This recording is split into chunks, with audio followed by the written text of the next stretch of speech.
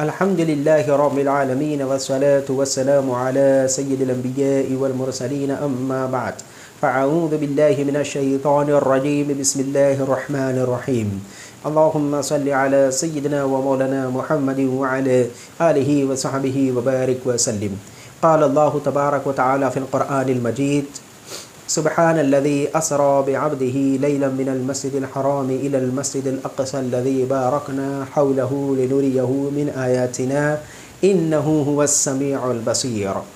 اس کا معنی یہ ہوتا ہے کہ پاک ہے وہ ذات جس نے اپنے بندے کو رات کے تھوڑے سے حصے میں مسجد حرام سے مسجد اقصی تک کے لے گئی، جس کے ارد گرد ہم نے بہت سی برکتیں رکھی ہیں تاکہ ہم اپنے بندے کو اس کی نشانیاں دکھائیں، بے شک وہ بہت سننے والا اور بہت دیکھنے والا ہے۔ تو ناظرین، اس آیت میں اللہ تبارک و تعالیٰ نے معراج کا ذکر فرمایا ہوا ہے، تو آج ہم اس ویڈیو میں شب معراج النبی صلی اللہ علیہ وسلم کو سمجھنے کی کوشش کریں گے۔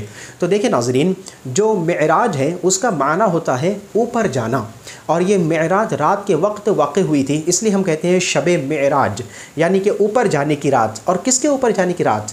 ہمارے پیارے آقا صلی اللہ علیہ وسلم کے اوپر جانے کی رات، اس لیے ہم مکمل طور پر کہتے ہیں شب معراج النبی صلی اللہ علیہ وسلم۔ تو بہرحال جو معراج النبی صلی اللہ علیہ وسلم واقع ہوئی تھی اس کے دو حصے تھے، پہلے حصے کو ہم اسرا کہتے ہیں اور دوسرے حصے کو ہم معراج کہتے ہیں۔ اسرا یعنی کہ نبی کریم صلی اللہ علیہ وسلم کا وہ سفر جو مسجد حرام سے شروع ہوا، مکہ مکرمہ سے شروع ہوا اور مسجد اقصی پر جا کر فلسطین میں ختم ہوا، اس کو ہم کہتے ہیں اسرا۔ اور پھر مسجد اقصی سے لے کر آسمانوں کی سیر اور وہاں پر دوزخ اور جنت کا مشاہدہ وغیرہ، اسے ہم کہتے ہیں معراج۔ تو اسرا یعنی زمینی سفر اور معراج یعنی آسمانی سفر۔ تو دیکھیں، ہمارے پیارے آقا صلی اللہ علیہ وآلہ وسلم مسجد حرام کے قریب آرام فرما تھے، وہاں پر حضرت جبرائیل علیہ السلام تشریف لائے اور لانے کے بعد انہوں نے آپ صلی اللہ علیہ وسلم کو جگایا۔ جگانے کے بعد نبی کریم صلی اللہ علیہ وسلم کے سینے کو چاک کیا گیا اور آپ کے قلب مبارک کو باہر نکالا گیا، پھر اس سے غسل دیا گیا اور پھر واپس رکھ دیا گیا۔ پھر آپ صلی اللہ علیہ وسلم کی خدمت بابرکت میں براق نامی سواری پیش کی گئی۔ اب بہت سے لوگوں کے ذہنوں میں یہی غلط تلفظ ہے کہ براق، بہت سے لوگوں کو میں نے کہتے ہوئے سنا براق، براق نہیں براق، اس کے اوپر تشدید کے ساتھ ہمیں پڑھنا ہے۔ تو براق نامی سواری نبی کریم صلی اللہ علیہ وسلم کی بارگاہ میں پیش کی گئی۔ تو آئیے اب ہم براق کا کیا معنی ہوتا ہے اس کو سمجھتے ہیں۔ براق کا معنی ہوتا ہے روشنیاں، یہ جمع کا صیغہ ہے، اور جدید سائنسی ترقی کے اعتبار سے سائنس اس بات کی دریافت کر چکی ہے کہ اس دنیا میں سب سے زیادہ تیز رفتاری سے کوئی چیز اگر سفر کرتی ہے تو وہ ہے روشنی۔ تو ہمارے پیارے آقا صلی اللہ علیہ وسلم کی جو معراج ہوئی تھی وہ روشنیوں پر ہوئی تھی، یعنی سواری تو براق تھی ہی لیکن اس کی جو رفتار تھی وہ روشنیوں کی مانند تھی، اس لیے اس کا نام روشنیاں رکھا گیا ہے۔ تو بہرحال پیارے آقا صلی اللہ علیہ وسلم کی بارگاہ میں براق نامی سواری پیش کی گئی، آپ اس پر تشریف فرما ہوئے اور پھر آپ کا سفر شروع ہوا۔ سیدھے آپ مسجد حرام سے مسجد اقصی تک کے گئے۔ جیسے ہی مسجد اقصی پر پہنچے تو وہاں پر حضرت جبرائیل علیہ السلام نے ایک چٹان میں انگلی کے اشارے سے سوراخ کر دیا اور وہاں پر براق سواری کو باندھ دیا گیا۔ جیسے ہی پیارے آقا صلی اللہ علیہ وآلہ وسلم مسجد اقصی میں پہنچے تو وہاں پر تمام انبیاء و رسول پہلے سے ہی ہمارے پیارے آقا صلی اللہ علیہ وسلم کے منتظر تھے۔ وہاں پر آپ صلی اللہ علیہ وسلم پہنچے اور سب انبیاء و رسول کی امامت فرمائی۔ تو اس طریقے سے یہاں پر اسرا کا سفر مکمل ہوا، یعنی کہ مسجد حرام سے مسجد اقصی تک کے۔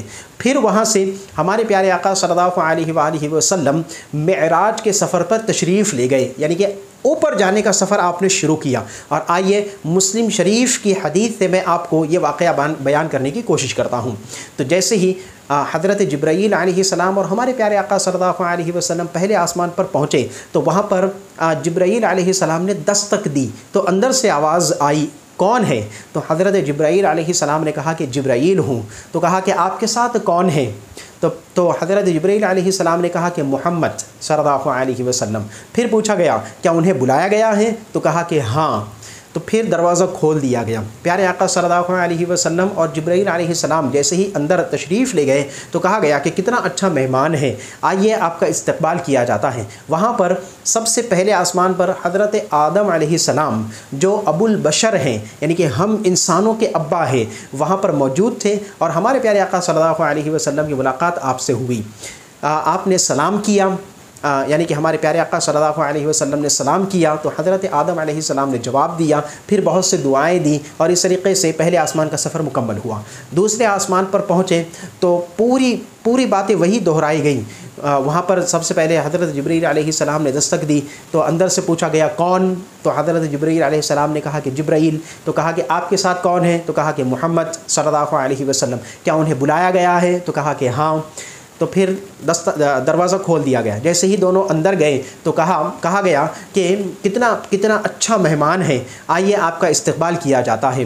تو اس طریقے سے دوسرا آسمان، پھر تیسرا، پھر چوتھا، پھر پانچواں، پھر چھٹا اور ساتواں، یہی سوالات دہرائے گئے کہ دستک دی گئی تو پوچھا گیا کون ہے؟ تو فرمایا کہ جبرائیل۔ آپ کے ساتھ کون ہے؟ تو محمد صلی اللہ علیہ وسلم۔ کیا انہیں بلایا گیا ہے؟ تو کہا کہ ہاں۔ پھر دروازہ کھول دیا گیا۔ یہ ساتوں آسمان پر وہی مرحلہ اور وہی بات ہوتی رہی۔ پھر دوسرے آسمان پر پہنچنے کے بعد پیارے آقا صلی اللہ علیہ وآلہ وسلم نے دو انبیاء اکرام سے ملاقات کی، پہلے حضرت یحییٰ علیہ السلام اور دوسرے حضرت عیسیٰ علیہ السلام۔ تیسرے آسمان پر جانے کے بعد حضرت یوسف علیہ السلام سے ملاقات ہوئی۔ چوتھے آسمان پر جانے کے بعد حضرت ادریس علیہ السلام سے ملاقات ہوئی۔ پانچویں آسمان پر جانے کے بعد حضرت ہارون علیہ السلام سے ملاقات ہوئی۔ چھٹے آسمان پر جانے کے بعد حضرت موسیٰ علیہ السلام سے ملاقات ہوئی، اور آخری آسمان پر حضرت ابراہیم علیہ السلام موجود تھے، جنہیں ابو الانبیاء کہا جاتا ہے۔ دراصل حضرت آدم علیہ السلام سے لے کے تو حضرت ابراہیم علیہ السلام تک جتنے بھی انبیاء و رسول آئے ہیں، ان کے بعد سے حضرت ابراہیم علیہ السلام کے بعد جتنے بھی انبیاء و رسول آئے ہیں تو ان سب کا شمار حضرت ابراہیم علیہ السلام کی نسل سے ہوتا ہے، اس لیے آپ کو ابو الانبیاء کہا جاتا ہے، یعنی کہ انبیاء کے ابو۔ اور ہمارے پیارے آقا صلی اللہ علیہ وآلہ وسلم حضرت ابراہیم علیہ السلام کی نسل سے ہی ہے۔ دراصل حضرت ابراہیم علیہ السلام کو دو فرزند تھے، پہلے فرزند کا نام حضرت اسماعیل علیہ السلام تھا اور دوسرے فرزند کا نام حضرت اسحاق علیہ السلام تھا۔ تو ہمارے پیارے آقا صلی اللہ علیہ وسلم حضرت اسماعیل علیہ السلام کی نسل سے تھے۔ بہرحال تو جب یہ ساتوں آسمانوں کا سفر طے ہوا تو پھر ہمارے پیارے آقا صلی اللہ علیہ وآلہ وسلم کو جنت اور دوزخ دونوں بھی دکھائے گئے۔ پھر مختلف آسمانوں کی سیر ہو جانے کے بعد پورے کائنات میں پیارے آقا صلی اللہ علیہ وآلہ وسلم کو گھمایا گیا اور سیر کرائی گئی۔ پھر آخر میں اللہ تبارک و تعالی نے ہمارے پیارے آقا صلی اللہ علیہ وسلم کو تحفتاً 50 نمازیں عطا فرمائی۔ جی ہاں ناظرین، 50 نمازیں عطا فرمائی، اور پھر واپس آنے کا سلسلہ شروع ہوا۔ تو جیسے ہی پیارے آقا صلی اللہ علیہ وسلم واپس آ رہے تھے تو آنے کی تو مکمل تفاصیل نہیں ہے، صرف ایک تفصیل ملتی ہے کہ چھٹے آسمان پر جو موسیٰ علیہ السلام نے نبی کریم صلی اللہ علیہ وسلم سے ملاقات کی تھی، تو واپسی کے وقت نبی کریم صلی اللہ علیہ وسلم نے موسیٰ علیہ السلام سے پھر سے ملاقات کی، تو وہاں پر موسیٰ علیہ السلام نے پوچھا کہ آپ کو اللہ تبارک و تعالیٰ نے آج کی رات کیا تحفے میں عنایت فرمایا ہے؟ تو ہمارے پیارے آقا صلی اللہ علیہ وسلم نے کہا کہ 50 نمازیں میری امت پر فرض کی گئی، یہ تحفہ مجھے دیا گیا ہے۔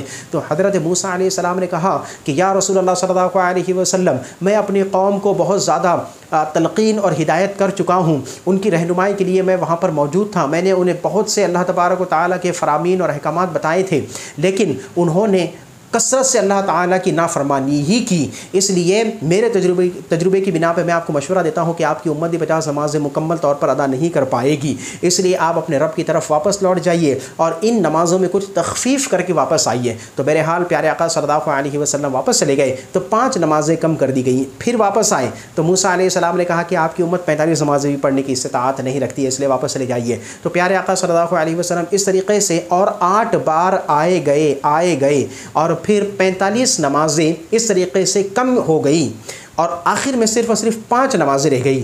جب پیارے آقا صلی اللہ علیہ وسلم 5 نمازوں کا تحفہ لے کر حضرت موسیٰ علیہ السلام کے پاس واپس آئے تو موسیٰ علیہ السلام نے پھر سے کہا کہ آپ پھر سے اپنے رب کے پاس واپس چلے جائیے، کیونکہ آپ کی امت 5 نمازیں بھی پڑھنے کی استطاعت نہیں رکھتی ہے۔